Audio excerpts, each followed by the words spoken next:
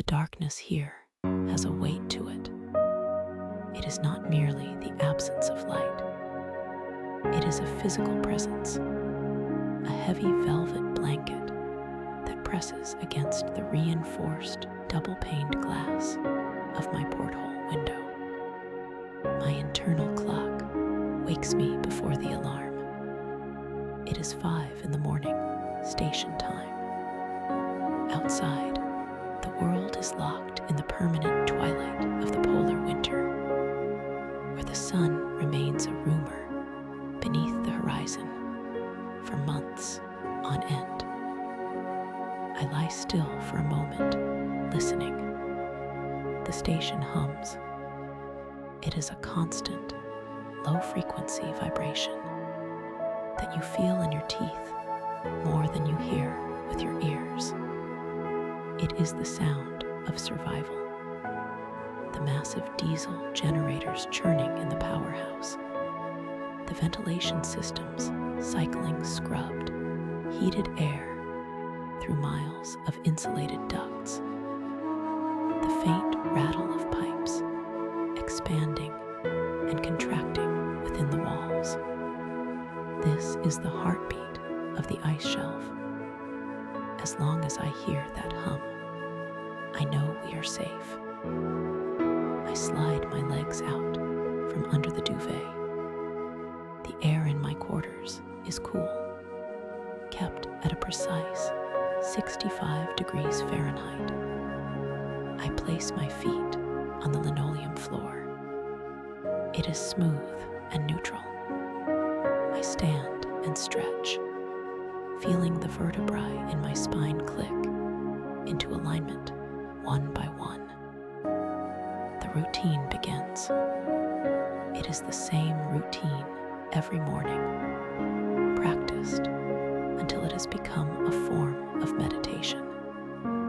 I turn to the bed, in a place where chaos waits just outside the airlock. Order inside is paramount.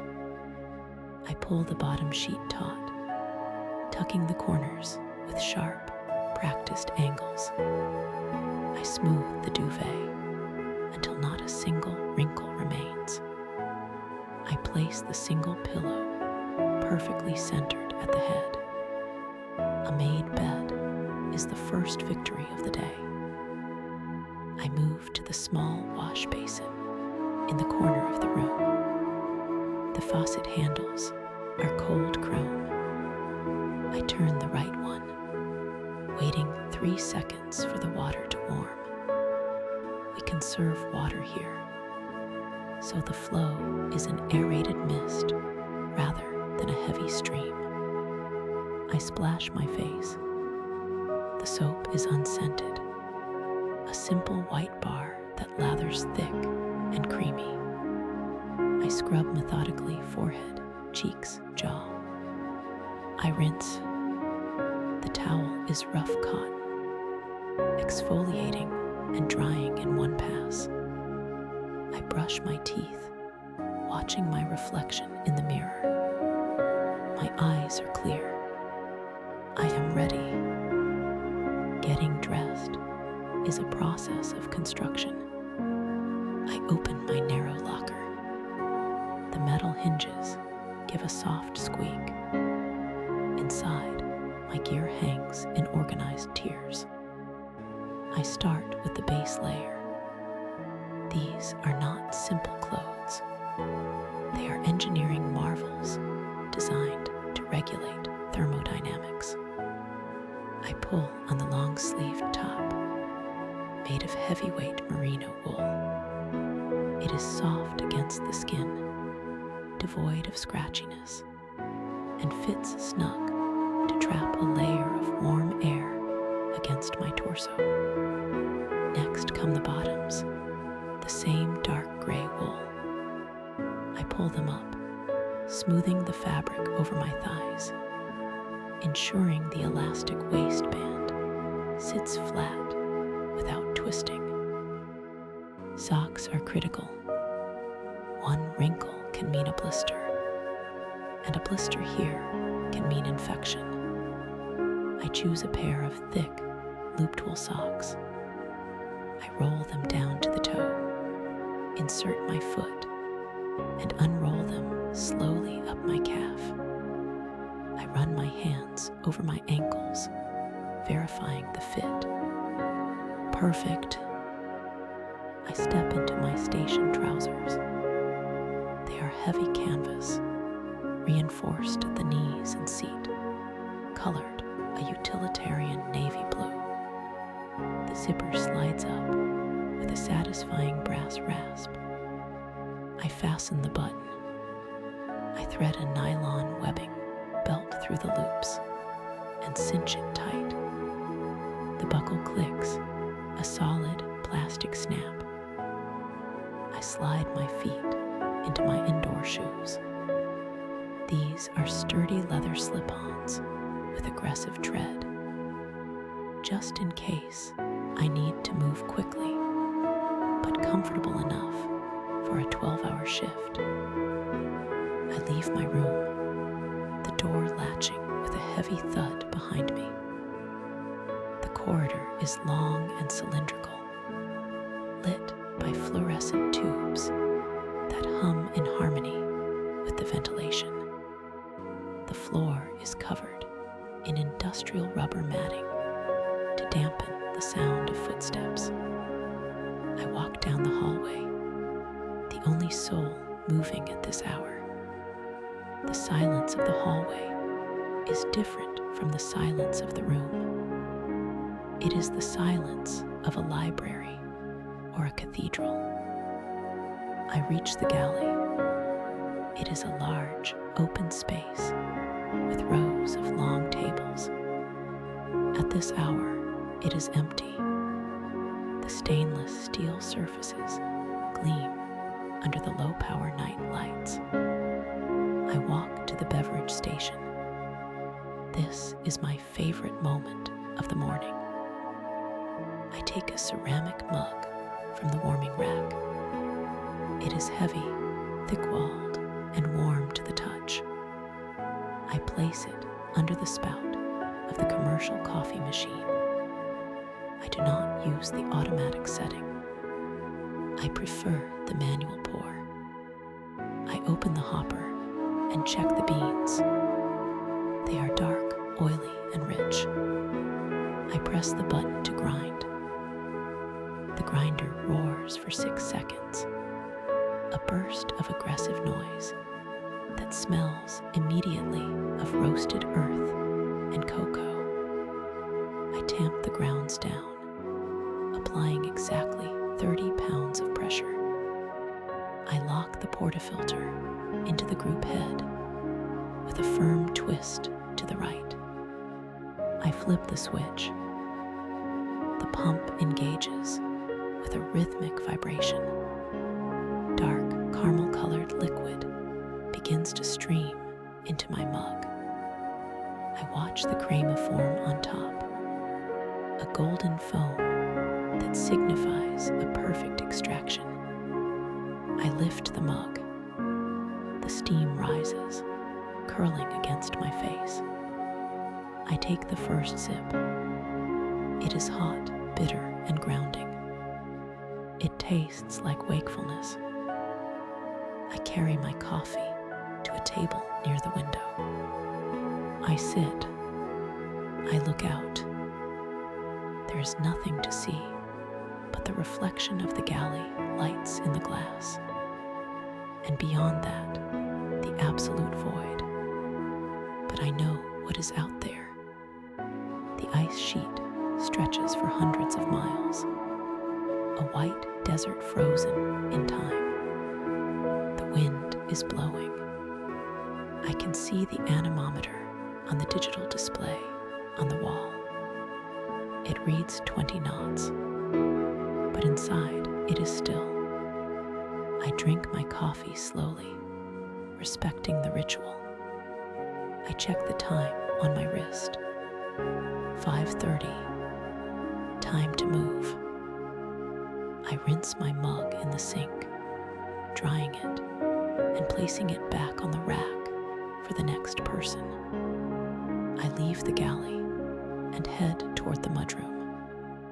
This is the transition zone, the airlock between the life support of the station and the hostility of the continent. The mudroom smells of rubber, ozone, and cold dust. Rows of red parkas hang like dormant sentinels. I find my cubby. It is labeled with my name on a piece of masking tape. Now begins the second layering. The armor. I take off my indoor shoes and set them aside. I reach for my boots. They are massive, insulated white rubber boots, affectionately known as bunny boots. They are rated for temperatures that would freeze gasoline. I slide my feet in. The insulation hugs my ankles. I lace them up. The laces are thick yellow nylon. I pull them tight, weaving them through the eyelets, creating a tension that locks my heel in place. I tie a double knot. I stand and stomp twice to settle my feet. The thud is dull and heavy. Next, the salopets, insulated bib overalls. I step into the legs, pulling the heavy synthetic fabric up over my canvas trousers. I pull the suspenders over my shoulders and clip them into place. Clicking, clicking. I adjust the sliders until the weight hangs evenly on my frame. I put on a neck gaiter, pulling the fleece tube down around my collar. Then the balaclava. I pull it over my head, leaving my face exposed for now, but ready to be pulled up over my nose and mouth in an instant. Finally, the parka. It is the iconic Antarctic red, filled with high loft down.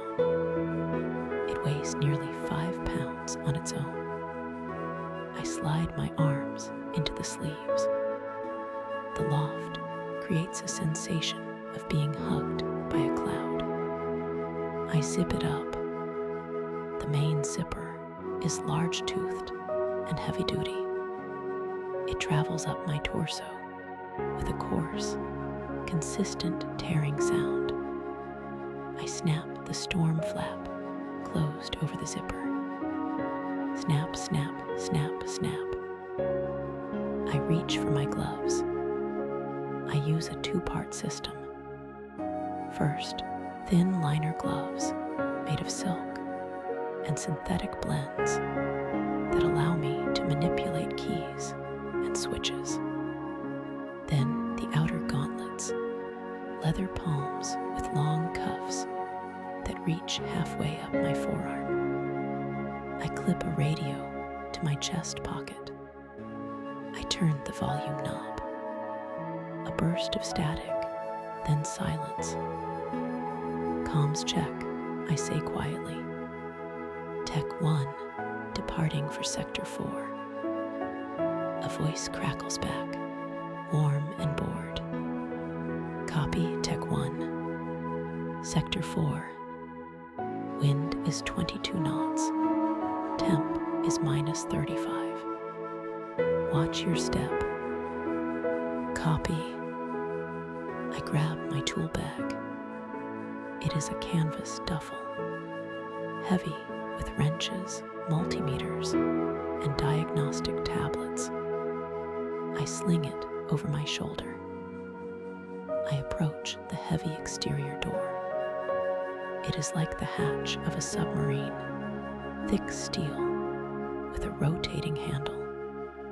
I grab the cold metal wheel with my gloved hand. I rotate it counterclockwise. The latches disengage with a heavy metallic clunk. I push. The door swings outward. The cold hits me instantly. It is not just a temperature, it is a physical force. It seeks out any gap in my armor, but I am sealed tight. The air is incredibly dry and sharp.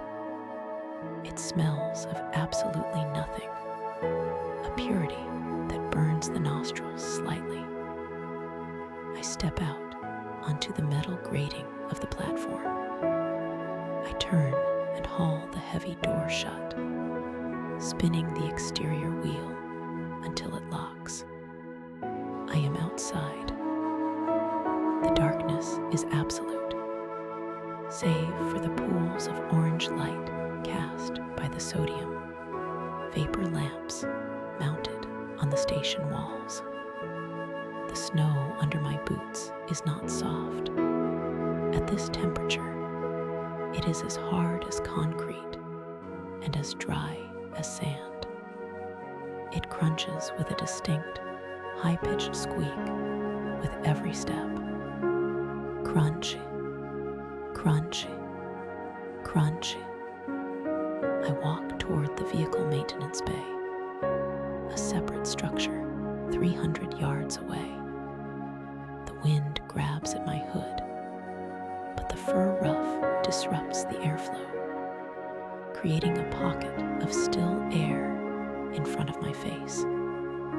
I keep my head down, watching my boots place themselves one after the other. I follow the flag line. Bamboo poles with red flags are planted every 20 feet. In a whiteout, these are the only things that keep you from walking off into the void. Today, the visibility is clear, but I follow them anyway out of habit. The world is monochrome. Black sky, white ground, orange light. My breath plumes out in front of me, freezing instantly into ice crystals that drift away like diamond dust. I enjoy this walk. It is the only time I am truly alone. The isolation is vast, but my world is small, just the interior of my hood and the next flag. I reach the maintenance bay. It is a large, corrugated metal building, raised on stilts to prevent snowdrifts from burying it. I climb the metal stairs. My boots clang against the frozen steel steps. I reach the personnel door. I take off my heavy outer gauntlet, holding it under my armpit, leaving only the liner glove on my right hand. I reach into my pocket and retrieve my keys. The metal is freezing. I select the silver key with the square head. I slide it into the lock. The mechanism is stiff with cold. I apply gentle, steady pressure. I feel the tumblers align. Clicking. I turn the key. The bolt retracts. I open the door and step quickly inside, pulling it shut behind me immediately to minimize heat loss. I am in the vestibule. I flip a switch. A single incandescent bulb flickers on above me. I stomp my feet on the grate to knock off the snow. It falls in dry clumps. I hang my outer gauntlets on a hook. I unzip my parka. The sound is loud in the small space.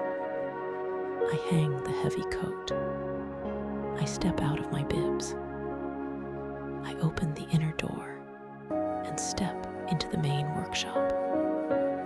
It is pitch black in here.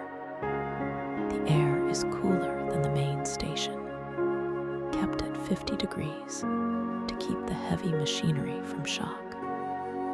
But it feels warm after the walk. The smell is wonderful. a mix of diesel, hydraulic fluid, cold steel, and old grease.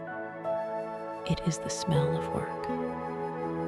I walk by memory to the breaker panel on the far wall. My footsteps echo in the cavernous space. I open the gray metal box. I flip the main lighting array breaker. Thwack. High above, the high bay lights begin to wake up. They start as a dim purple glow, buzzing loudly. Slowly, over the next minute, they shift from purple to pink, and finally to a brilliant, clinical white. The shadows retreat into the corners. The workshop is revealed. It is a cathedral of mechanics. In the center sits a massive red snowcat, its engine cowling open. Along the walls are workbenches organized with obsessive precision, wrenches hanging in size order, from smallest to largest, screwdrivers arranged by tip type, spools of wire on dowels. I walk to the environmental control unit. I press the day mode button. The ventilation fans spin up. A low, rushing sound fills the room, masking the buzz of the lights. I walk to my personal workbench. It is a slab of butcher block wood, scarred and stained from years of use. I set my tool bag down. I unzip it. I take out my diagnostic tablet and place it on the charging dock. The screen lights up, displaying the station logo and a progress bar. I take out my multimeter. I uncoil the leads, straightening the red and black wires. I place my safety glasses on the bench. I check the shop logbook lying open on the desk. The previous shift left a note. Generator 3 showing voltage fluctuation. Injectors cleaned. Needs calibration. I nod to myself. Calibration. That is good work. Precise work. I walk over to the coffee pot in the corner of the shop. It's an old drip machine, stained brown. I pour water from a jug into the reservoir. I listen to the gurgle as it fills. I scoop grounds into the filter. I turn it on. The familiar gurgle and hiss of brewing coffee joins the symphony of the room. I lean back against the bench, looking out over the shop floor. The snowcat waits. The tools wait. The lights hum. Everything is in its place. Everything has a purpose. I pick up a rag and wipe a microscopic speck of dust from the surface of my workbench. The anticipation settles in my chest, a warm and steady feeling. The commute is done. The prep is finished. The world outside is a frozen chaos. But in here, in this circle of light and tools, everything makes sense. I pick up a wrench. The steel is cool and heavy in my hand. I give it a test spin in my fingers.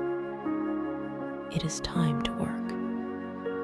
The transition from the living quarters to the science sector is a ritual defined by heavy doors and the changing density of the air. I finish my coffee, rinsing the ceramic mug in the stainless steel sink until the water runs clear. I place it upside down on the drying rack, perfectly aligned with the others. I step out of the galley and into the corridor. The floor here is covered in a thick, industrial rubber matting designed to absorb the heavy tread of boots and dampen the sound of footsteps. My socks slide silently over the textured surface. The station hums. It is a constant, low-frequency vibration that lives in the walls and the floorboards. The sound of the massive generators keeping us alive against the vacuum of the polar shelf. I reach the airlock that separates the habitation module from the working labs. This is the mud room. It is a space of transition, smelling faintly of rubber, wool, and ozone. Rows of open lockers line the walls, each assigned to a station member. Mine is number 14. The process of gearing up is methodical. It has to be. There is no room for a twisted sock or a misaligned seam when you are working in the freezer. First comes the mid-layer. I pull on a heavy fleece sweater, the zipper gliding up its track with a soft, uniform rasp. I check the collar, ensuring it lies flat against my neck. Next are the insulated bib trousers. I step into them one leg at a time, pulling the suspenders up over my shoulders. The clips snap into place with a dull, plastic click. I adjust the tension on the straps until the weight of the trousers sits evenly on my frame, neither pulling down nor restricting my movement. I sit on the wooden bench to address my footwear.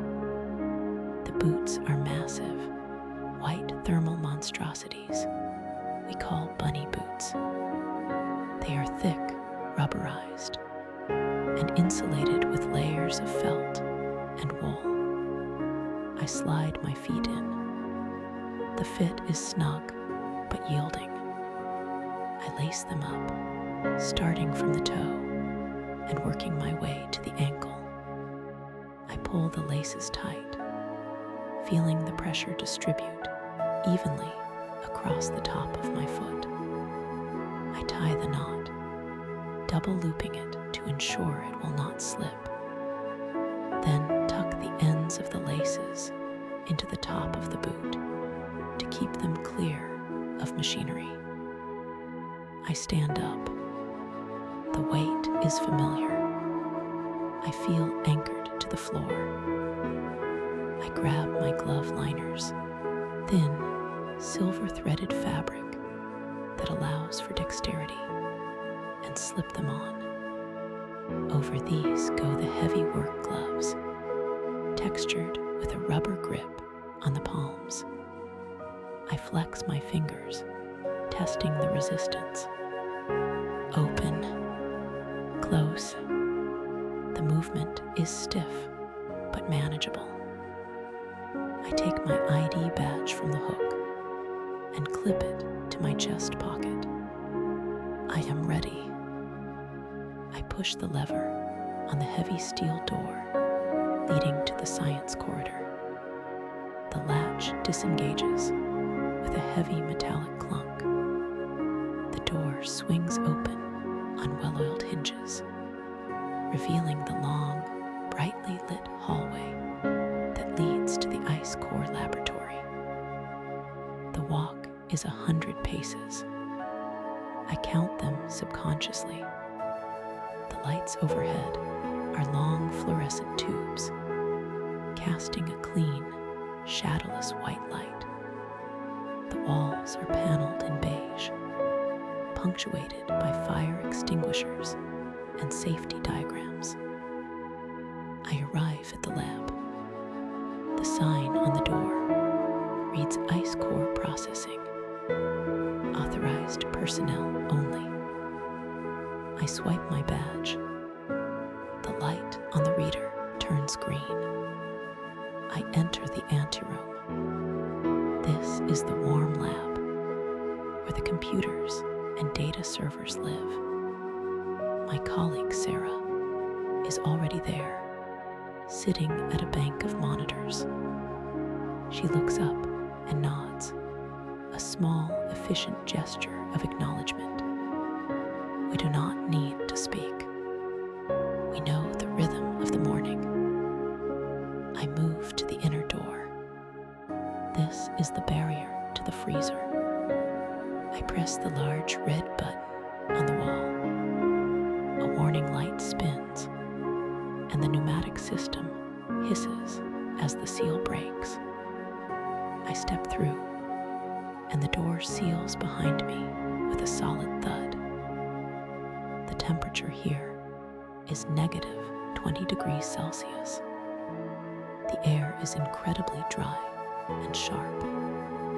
It smells of nothing, an absence of scent that is crisp and startling. The cold presses against my insulated gear, seeking a way in, but I am sealed tight. The room is vast, filled with rows of aluminum racks. On these racks lie hundreds of silver cylinders.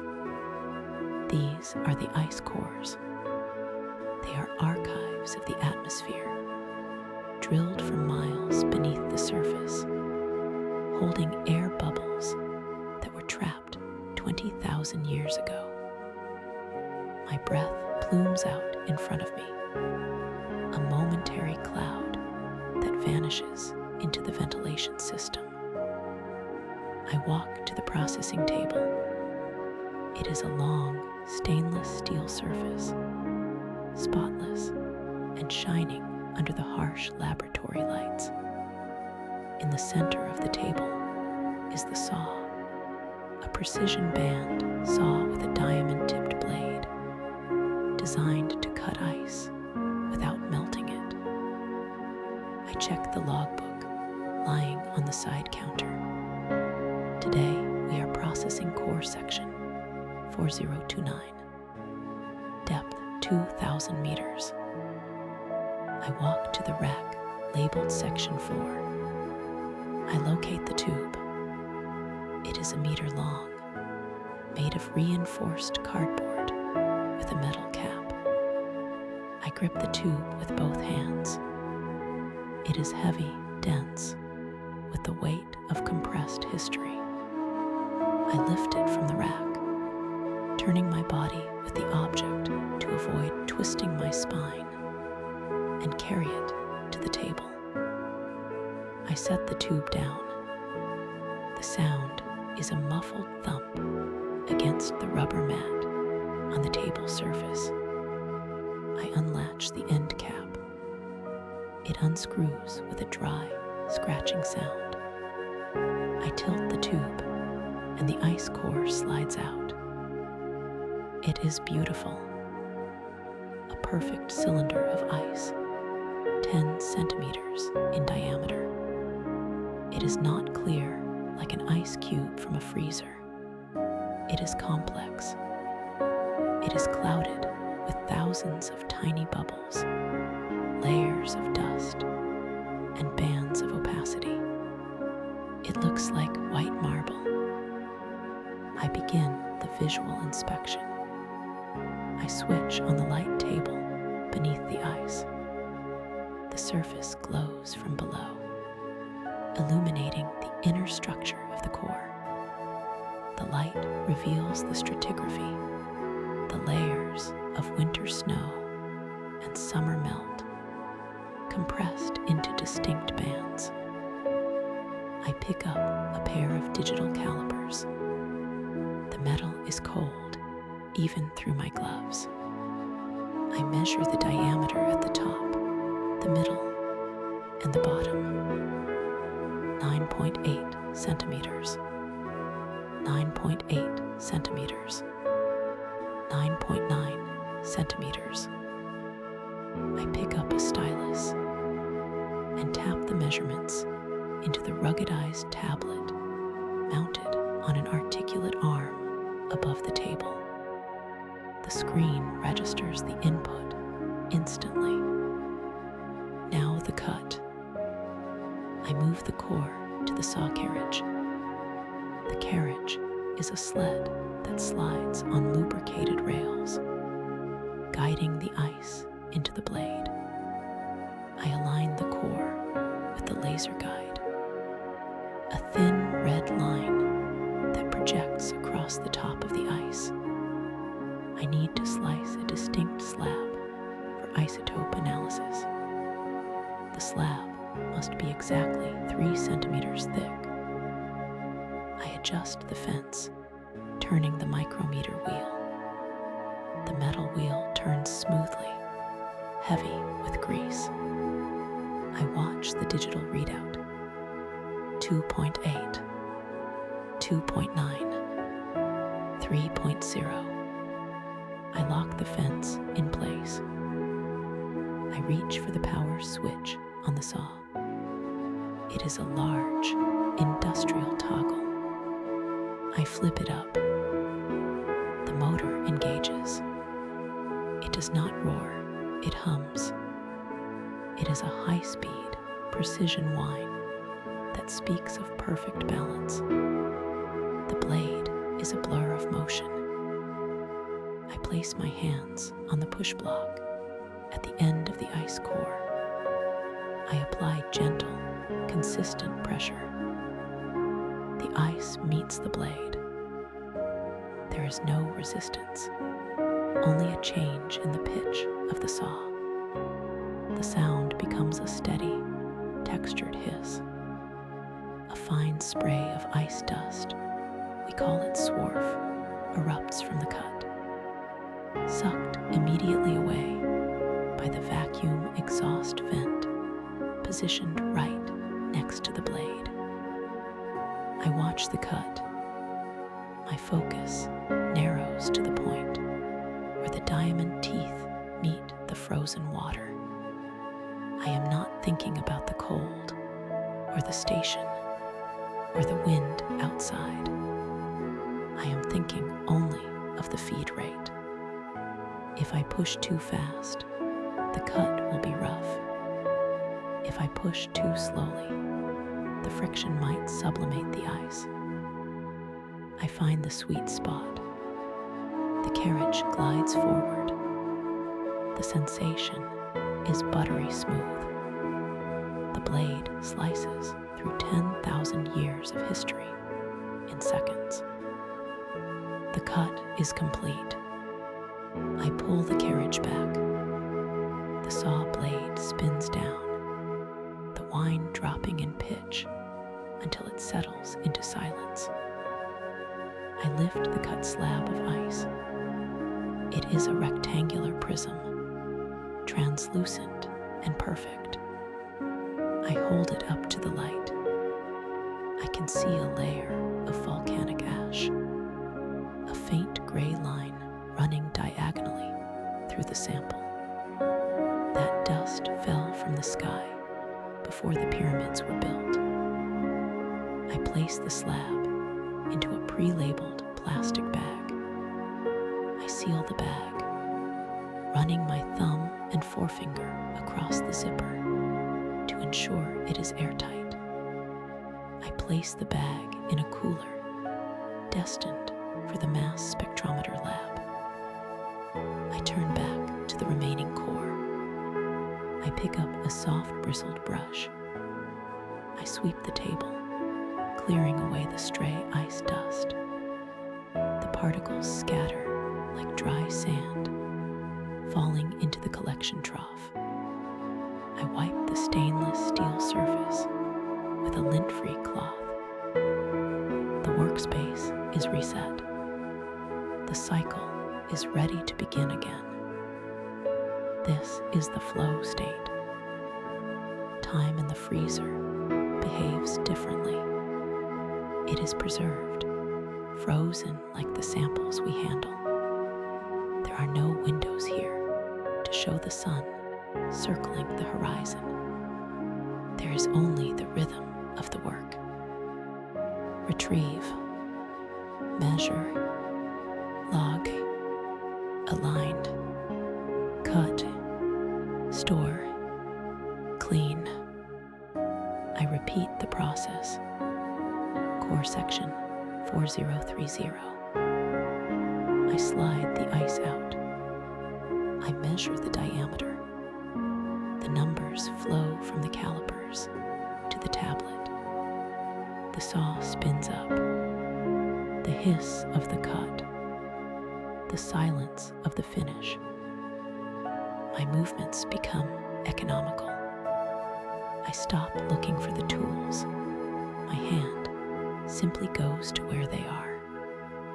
The brush is always on the right. The calipers are always on the left.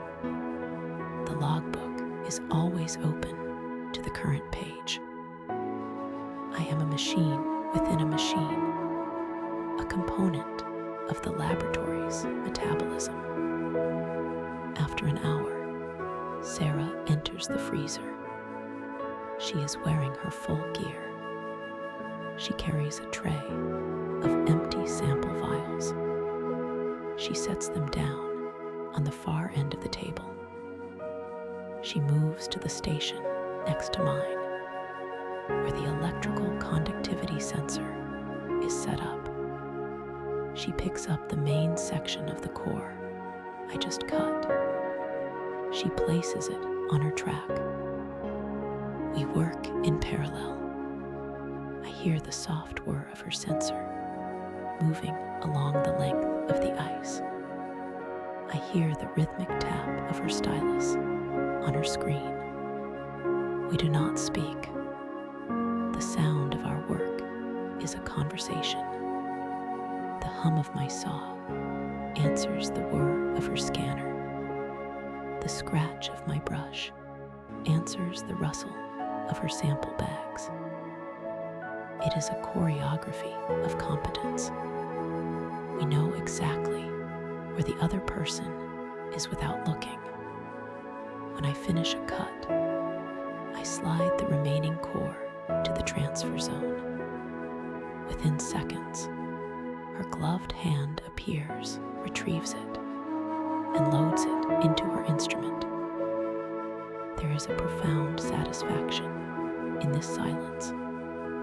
It is the intimacy of shared purpose. We are the custodians of the ice. I reach for the next tube. My breathing is slow and deep. The cold air feels nourishing now, keeping my mind sharp and awake. I encounter a section of ice that is brittle. It has a visible fracture running through the center. I pause. I lean in closer, adjusting the magnifying lamp. The light floods the fracture, making it glitter like a diamond flaw. I cannot cut this with the standard feed rate. It might shatter. I adjust my stance. I widen my feet slightly. I place my hands on the push block with renewed intention. I switch on the saw. I enter the cut at half speed. I listen to the blade. I feel the vibration through the handles of the carriage.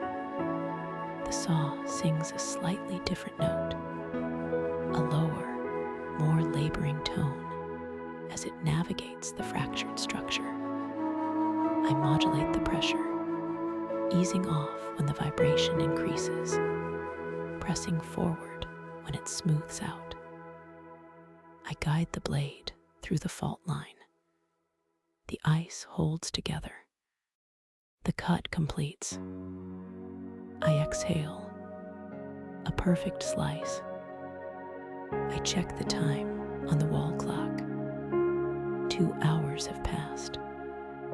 It feels like 20 minutes. I pick up the shop vacuum hose. It is time for the mid-morning maintenance.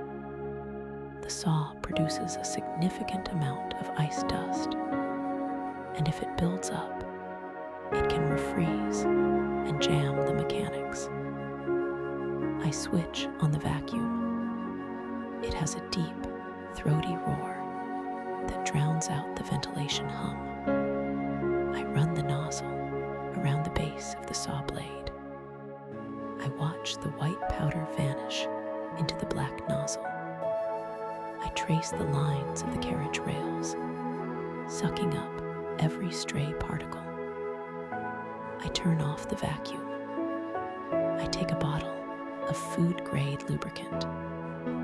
I apply a single drop to each of the 4 guide bearings on the carriage.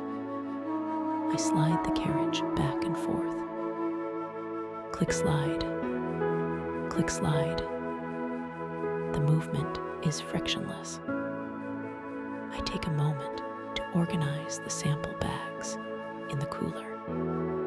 They are stacking up neatly, a library of frozen moments. Each one is labeled with a barcode and a depth reading. 2,001 meters, 2,002 meters, 2,003 meters. I am traveling back in time, meter by meter. Sarah taps on the stainless steel table twice with her knuckles. It is the signal. I look up. She points to the door. Break time. We have processed 12 meters of ice. It is a good morning's yield. I begin the shutdown sequence for the break. I lower the safety guard over the saw blade. I turn off the laser guide. I close the logbook, marking our place with a magnetic strip. We walk to the exit door together. I hit the release button. The pneumatic seal hisses, and the door pops open. Stepping into the anteroom feels like walking into a sauna. Though it is only 20 degrees Celsius, room temperature. The heat hits my face, flushing my cheeks. I can feel the blood returning to the surface of my skin. We strip off the outer layers in the mudroom. I unzip my parka. The sound is loud in the quiet room. I pull off the heavy gloves and place them on the drying rack. The liners come off next, revealing my hands pink and warm. I sit on the bench to unlace the bunny boots. The relief of removing them is a tactile pleasure all its own. I wiggle my toes in my wool socks. I slip my feet into my indoor shoes, light canvas slip-ons. I stand up and stretch.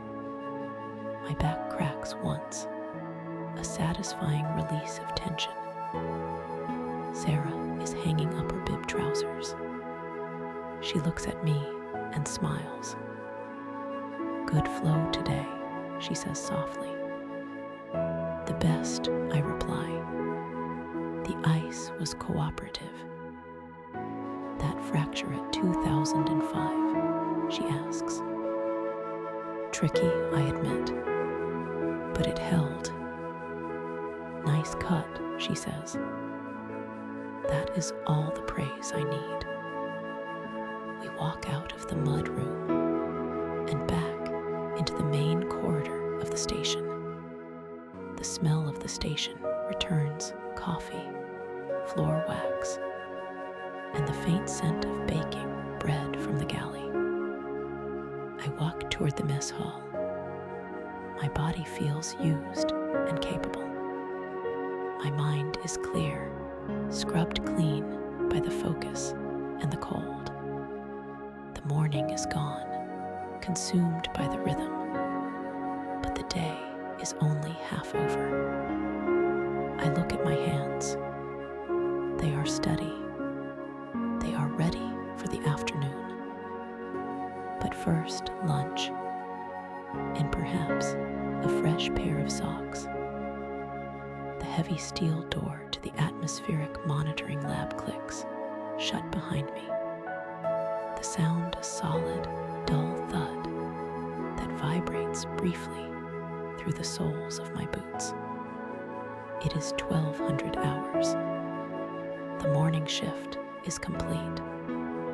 The data has been logged, the sensors calibrated, and the intake fans cleared of the overnight rime ice. Now the station pivots. There is a palpable shift in the air pressure of the building, not from the weather systems swirling outside, but from the collective rhythm of the 30 souls living inside this insulated shell. It is time for the lull. I pause in the corridor to wipe a smudge of synthetic grease from my thumb with a rag I keep in my back pocket. The fabric is rough, familiar. I fold the rag into a neat square and tuck it away. My movements are unhurried. Here, rushing is a liability. Rushing leads to mistakes, and mistakes in the Antarctic are expensive, if not dangerous. I appreciate the slowness. I appreciate the deliberate transition from the sharp, cold focus of the technical work to the softer, warmer focus of bodily maintenance. Walking down the central spine of the station, the flooring changes beneath my feet. It shifts from the industrial rubber matting of the science wing to the smoother, polished linoleum of the habitation sector. My boots make a rhythmic squeak, a low-friction sound that echoes faintly against the prefabricated walls. The hallway is lit by long, recessed strips of warm LED light, mimicking the hue of late afternoon sun. A necessary trick for the brain during the months of darkness. I pass the communications room. Through the glass, I see the comms officer leaning back in her chair, a headset around her neck. She raises a hand in a slow wave. I nod in return. It is a silent language we all speak here, a language of conserved energy.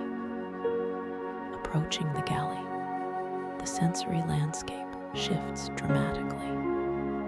The sterile scent of ozone and chilled metal that clings to the lab is replaced by something dense and inviting. Yeast, roasting root vegetables, the heavy, savory humidity of a stock pot that has been simmering for hours. The air here is warmer, richer. It carries moisture that settles pleasantly on my dry skin.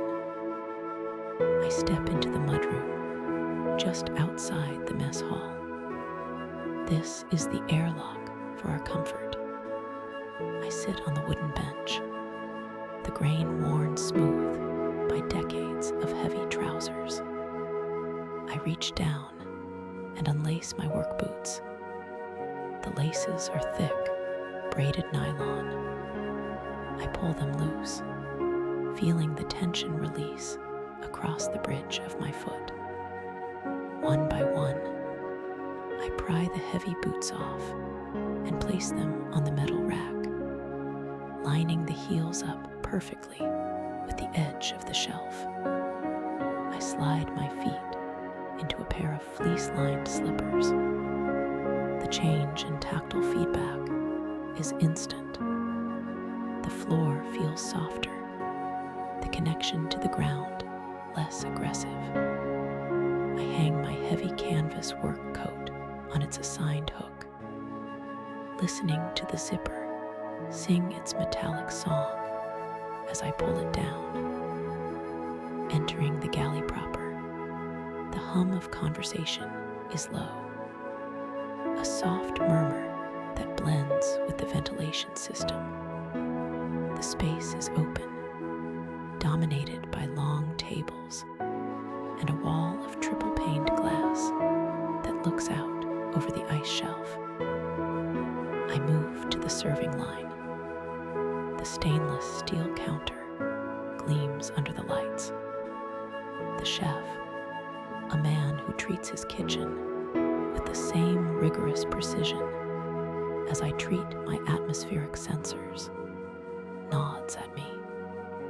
There is a large, deep tray of roasted potatoes, their skins crisp and golden, dusted with rosemary. Next to it, a slow-roasted beef brisket, falling apart in its own juices. I take a ceramic plate from the stack. It is warm. They keep the plates heated. It is a small detail, but one that matters immensely. I use the tongs to select my meal. The metal tongs click softly. I appreciate the weight of the food, the visual promise of calories. In this climate, the body burns energy just to exist. Eating is not an indulgence. It is a refueling procedure. I ladle a serving of thick vegetable stew into a bowl. The ladle is heavy, the stainless steel handle cool against my palm. The stew is a deep, earthy brown, thick with carrots, onions, and barley. Steam rises from the bowl in a lazy, curling ribbon, disappearing into the ventilation overhead. I add a slice of dark rye bread, crusty and dense, cutting it from the loaf with a serrated knife that saws through the crust with a satisfying crunch. I choose a seat near the window, but not directly against it. The cold radiates off the glass, even through the triple glazing. A subtle draft that reminds you of the monster waiting outside. I sit. I arrange my cutlery. Fork on the left, knife on the right, the napkin folded. For the next 20 minutes, I do not speak. I focus entirely on the mechanics of the meal. I lift the spoon. The stew is hot. I blow on it gently, watching the surface ripple. The taste is profound, salty, savory. The sweetness of the cooked carrots cutting through the richness of the broth. I chew slowly. The texture of the barley offers a pleasant resistance. I can feel the warmth traveling down my throat, settling in my stomach. A glowing core of heat that begins to radiate outward to my extremities. I tear a piece of the rye bread. The crust cracks. The inside is soft, airy. I dip it into the broth, watching the liquid soak into the pores of the dough, changing its color. I eat it. It is grounding. The act of eating here feels more significant than it does back in the real world. Every ingredient has been shipped thousands of miles to be here. Every calorie has been calculated. To waste it would be a sin against logistics. I look out the window. The world outside is a study in grayscale. The sky is a flat, heavy slate color, blending seamlessly into the horizon. The ground is white, textured by the wind into waves of sastrugi, hard ridges of ice that look like a frozen ocean. The wind is picking up. I can see it in the way the loose snow snakes across the surface, low to the ground, like white smoke. It swirls around the stanchions of the station, piling up in the lee of the support beams. Inside, the contrast is absolute. Here, there is the clink of silverware on china, the soft hiss of the espresso machine, the smell of baking. Outside, there is only the wind and the cold that can freeze flesh in minutes. I watch a large tracked vehicle, a piston bully, crawling slowly across the ice in the middle distance.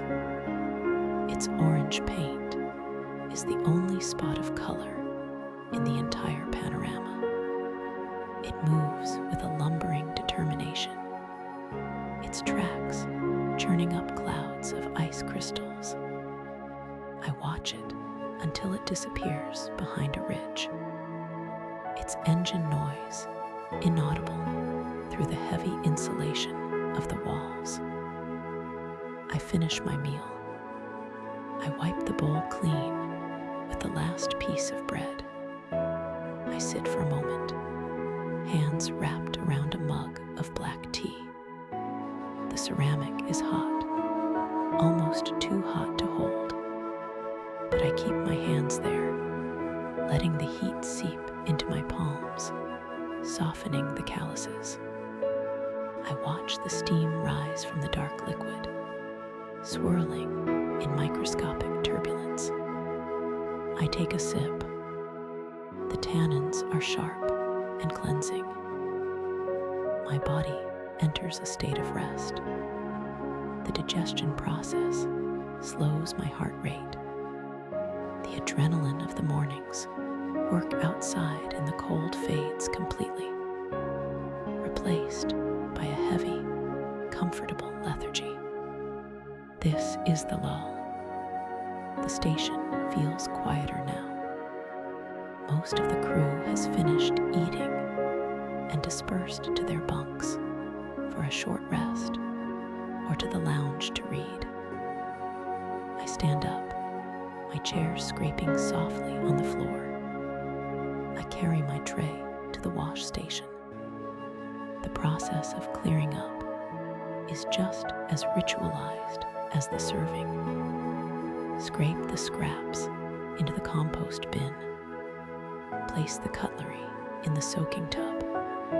A majestic crash of metal on metal that rings with finality.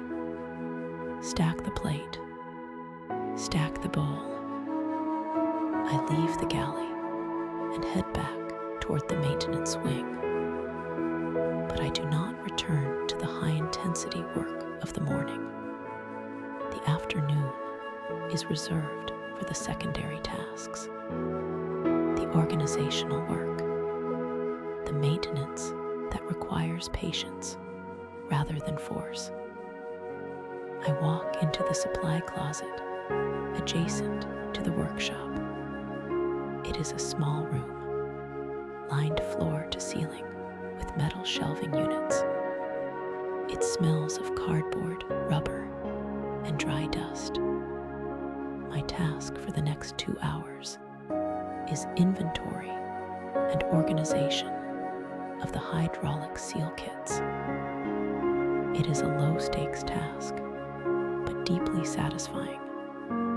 I pull a large plastic bin from the shelf and set it on the waist-high workbench. The bin is filled with hundreds of O-rings, gaskets, and washers, all jumbled together from when the last supply crate was hastily unpacked during a storm. I turn on the overhead task light. It casts a focused, bright circle on the workbench, leaving the rest of the room in shadow. It creates a tunnel of concentration. I take 3 empty organizer boxes made of clear, high-impact plastic. They are divided into small, square compartments. I open the lid of the first box. The hinges are stiff and plastic, snapping open with a pop. I begin the sort. My hand reaches into the chaotic jumble of the main bin. I pull out a handful of seals. I lay them out on the rubber mat of the bench. I pick up a black rubber O-ring. It is the size of a coin. I inspect it. The rubber is smooth, unblemished. I check the size against a template printed on the workbench surface. 12 millimeters. I place it into the corresponding compartment in the organizer box. It drops in with a whisper of sound. I pick up another. This one is larger, red silicone. High temperature rating. I check the chart. 20 millimeters. I place it in its designated spot. Pick up, inspect, measure, sort, place. The rhythm takes over. It is a tactile meditation. The rubber is cool and dry against my fingertips. The visual satisfaction of seeing the chaotic pile slowly diminish and the ordered rows of the organizer box fill up is immense.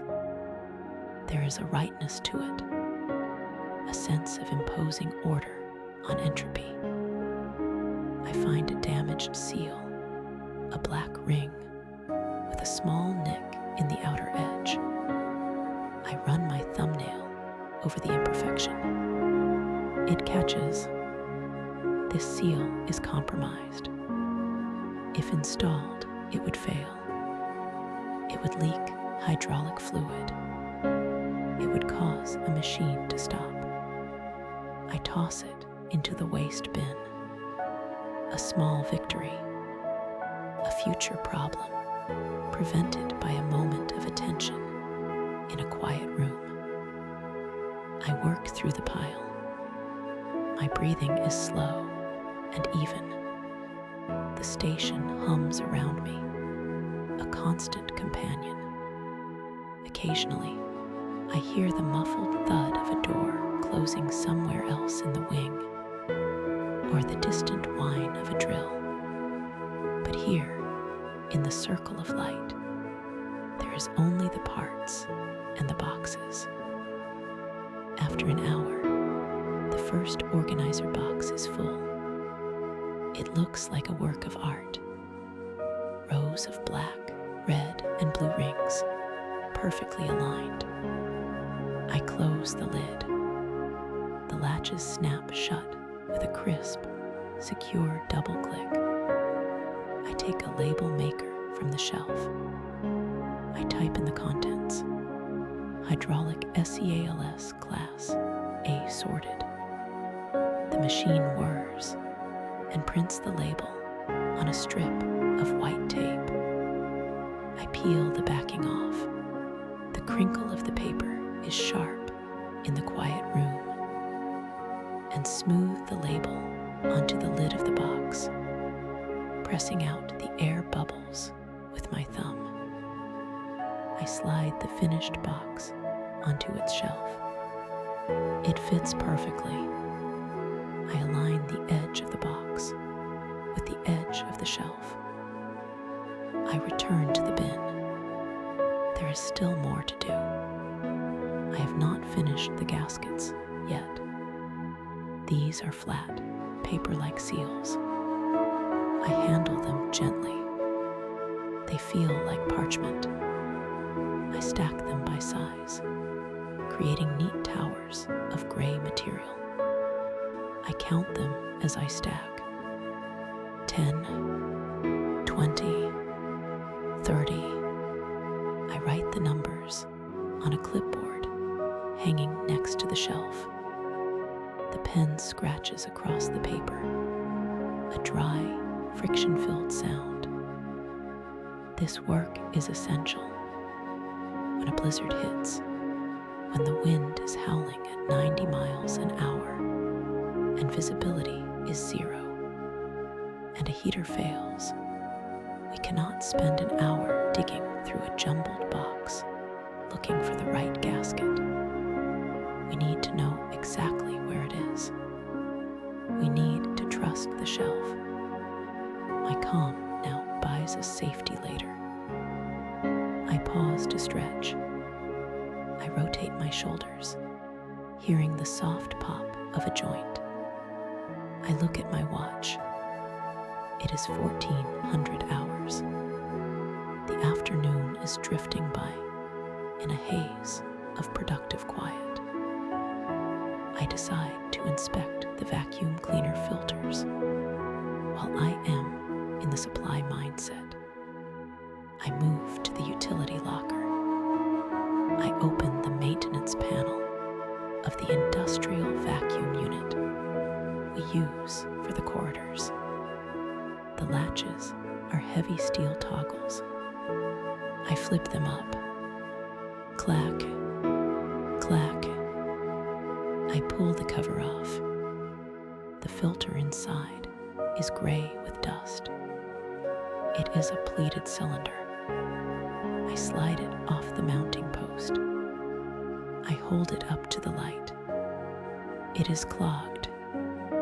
I take a fresh filter from a box on the shelf. The new paper is stark white, the pleats crisp and sharp. It smells of clean manufacturing. I slide the new filter onto the mount. It fits snugly. I verify the rubber seal at the base is seated correctly. I replace the cover. I press down on the toggles until they lock. The machine is ready. It is a small task, invisible to everyone else, but I know it is done. I know the airflow will be optimal. I pick up a microfiber cloth and a spray bottle of mild cleaner. I spray the surface of the workbench where I have been sorting. A fine mist settles on the surface.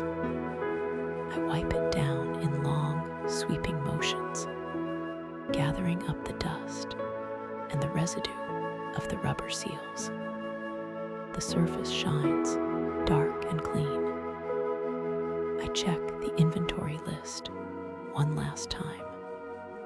I verify the counts. I verify the handwriting is legible. I hang the clipboard back on its hook. It settles against the wall with a tap. I turn off the task light. The circle of brightness vanishes, returning the room to the uniform, dim ambient light of the hallway. I step out of the supply closet and close the door. The handle turns smoothly. I verify it is latched. The lull is beginning to fade. The energy in the station is shifting again.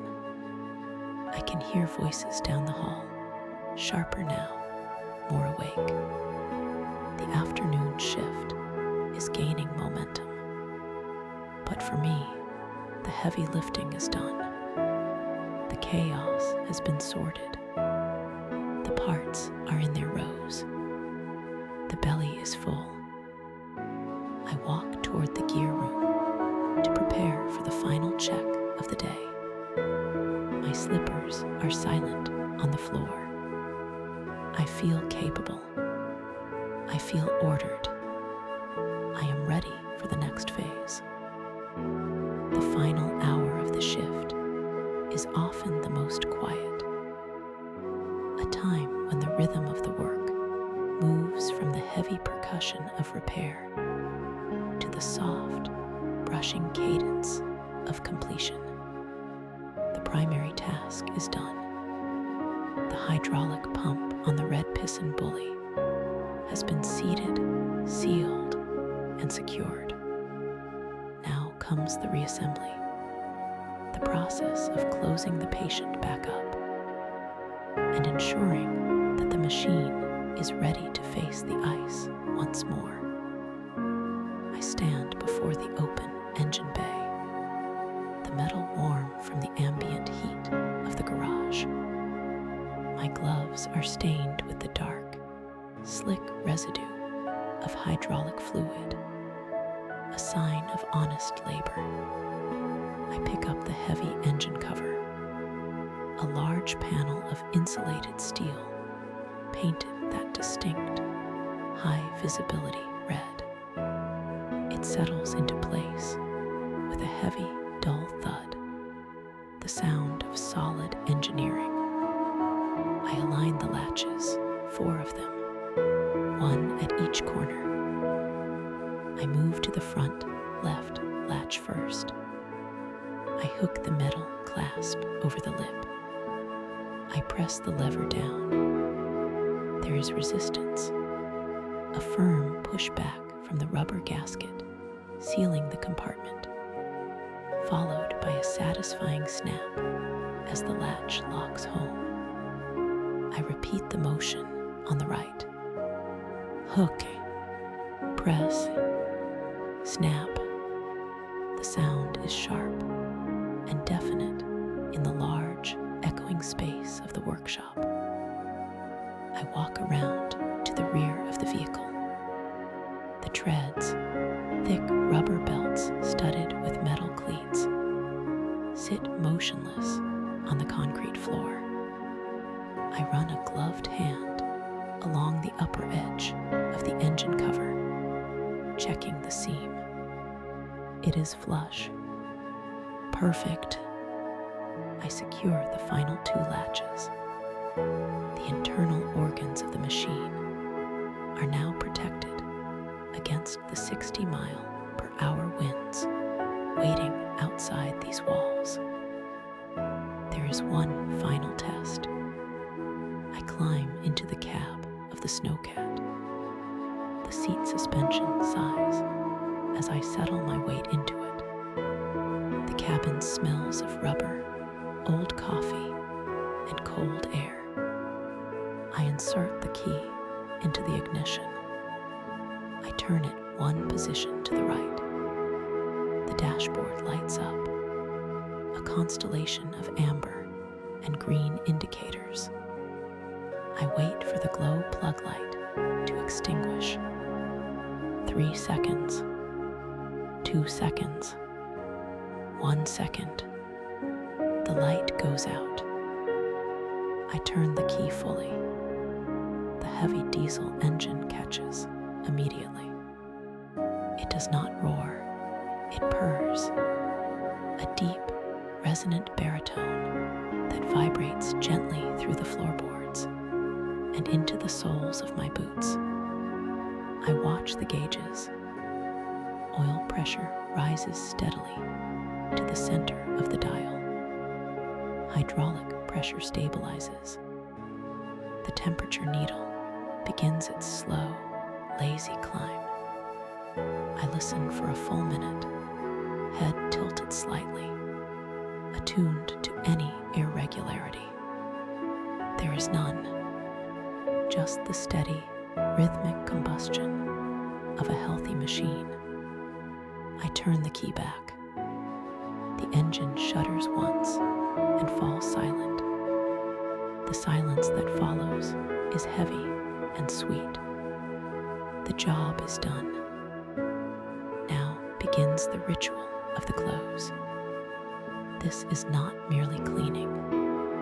It is a resetting of the stage, a courtesy to my future self who will walk through these doors tomorrow morning. I climb down from the cab and walk to the workbench.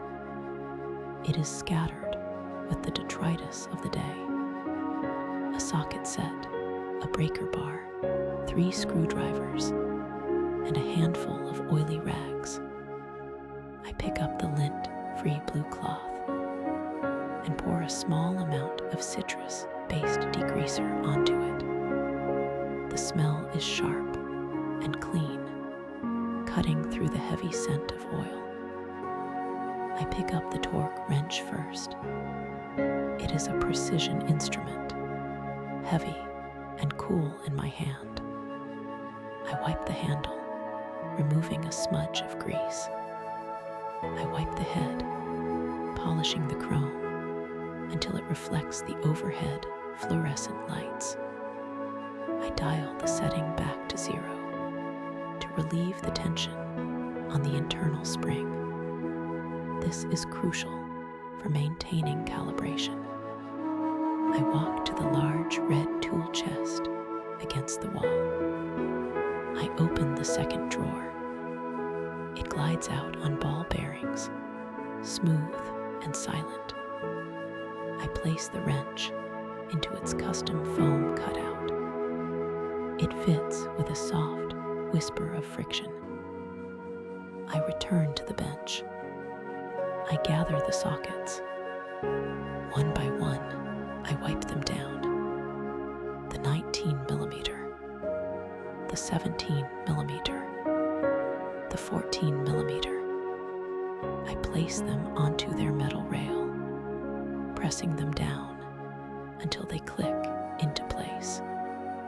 The click is metallic and crisp.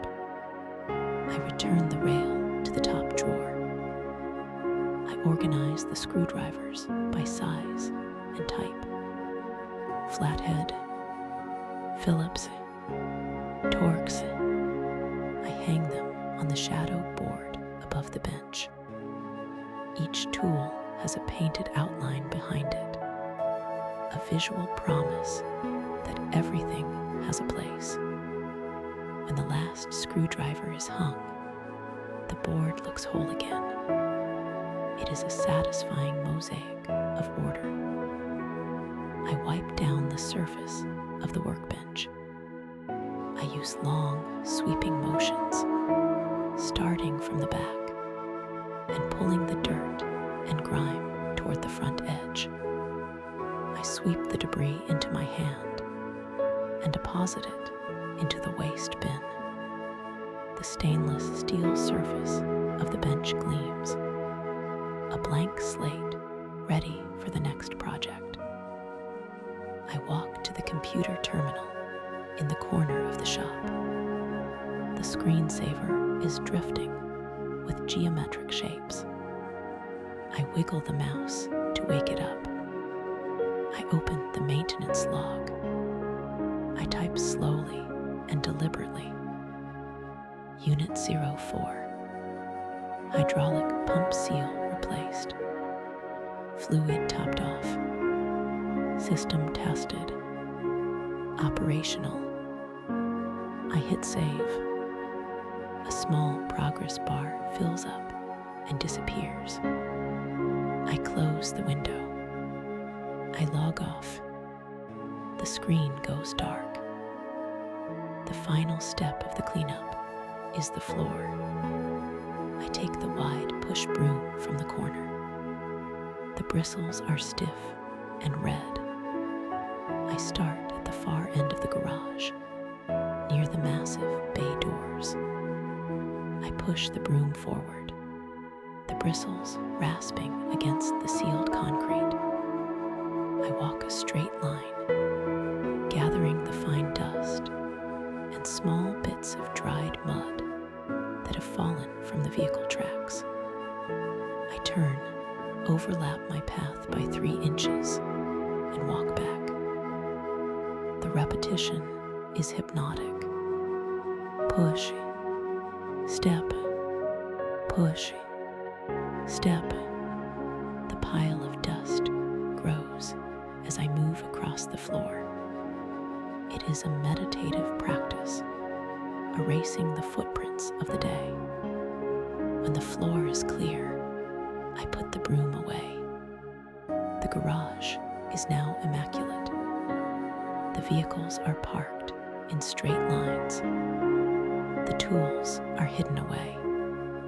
The air is still. I walk to the light switch panel by the exit.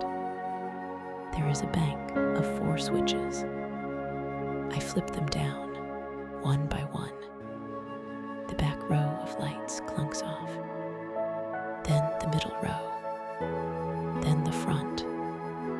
The garage plunges into shadow, illuminated only by the faint green exit signs and the small amber LEDs on the charging stations. I open the heavy steel door to the corridor, step through, and let it close behind me. The magnetic lock engages with a solid clack. I am now in the transition zone, the long, insulated corridor that connects the technical wing to the living quarters. The temperature here is warmer, the air less industrial. The floor changes from concrete to heavy-duty rubber tiling. I walk down the hallway, the sound of my boots muted and soft. I reach the locker room, the mud room where we shed the outer layers that protect us from the Antarctic hostility. I sit on the wooden bench. It is worn smooth by years of use. I reach down and unlace my heavy work boots. The laces are thick and stiff. I loosen them rung by rung. I pull my foot out, and the release of pressure is immediate and euphoric. I wiggle my toes in my thick wool socks. I place the boots on the drying rack. The warm air from the vents already beginning to circulate around them. I stand up and unzip my coveralls. The sound of the zipper is a long, rising pitch. I peel the heavy fabric off my shoulders, stepping out of the legs. Underneath, I am wearing soft thermal layers. I hang the coveralls on my designated hook.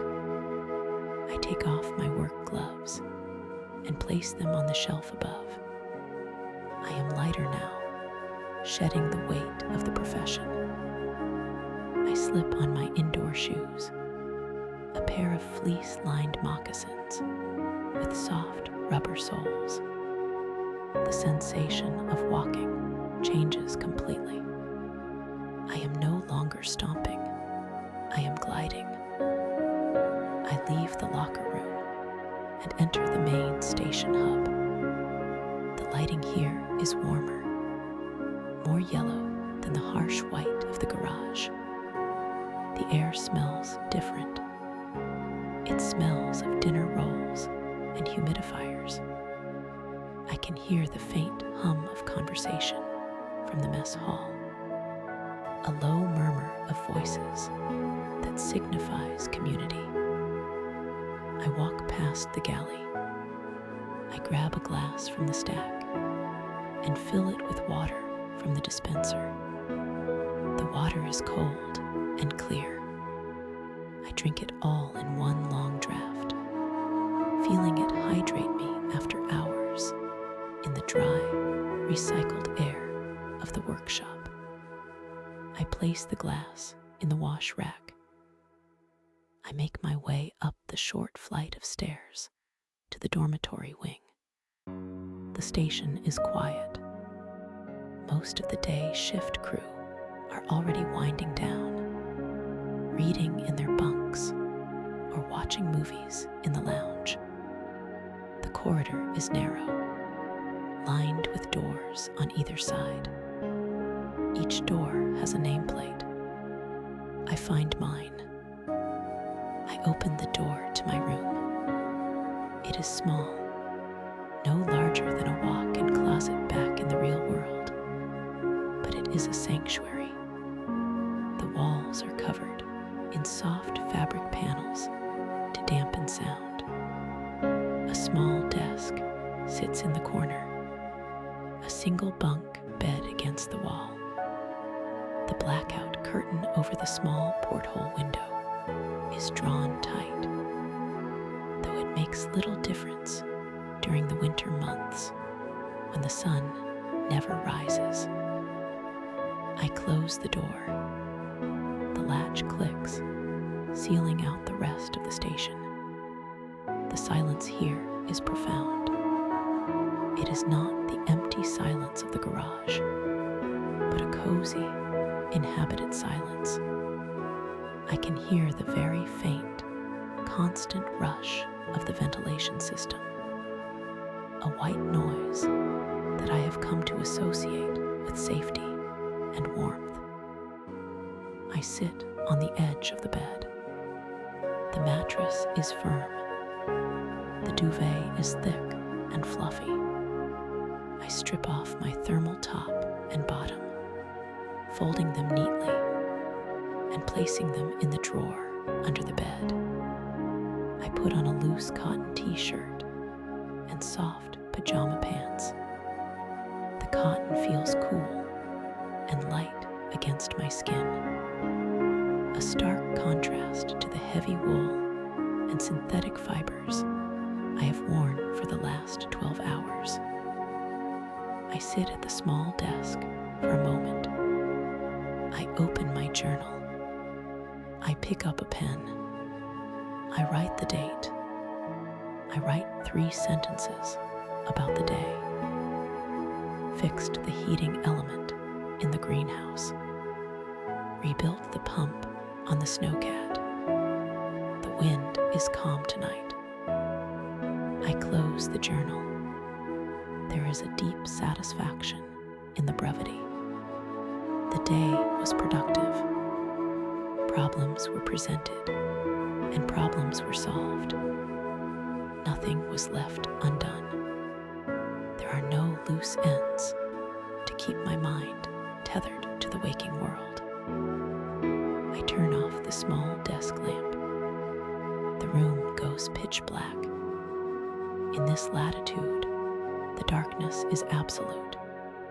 There is no ambient city glow, no moonlight filtering through clouds.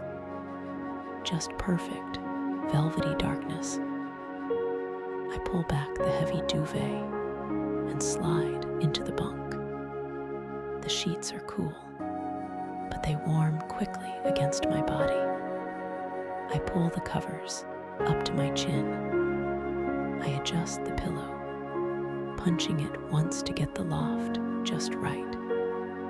I lie on my back, my hands resting on my stomach. I begin the process of physical decompression. I focus on my toes, curling them tight for a second, and then letting them go completely limp. I feel the tension drain out of my feet, my ankles, my calves.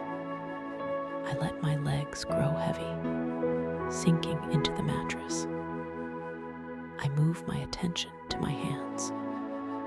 My fingers, which have spent the day gripping wrenches and twisting screwdrivers, are now loose and open. I feel the muscles in my forearms relax, the tightness in my shoulders, the inevitable result of leaning over engine bays begins to dissolve. I exhale a long, slow breath, and with it, my shoulders drop another inch into the mattress. I relax my jaw. I unfurrow my brow. I let my eyes rest heavily in their sockets.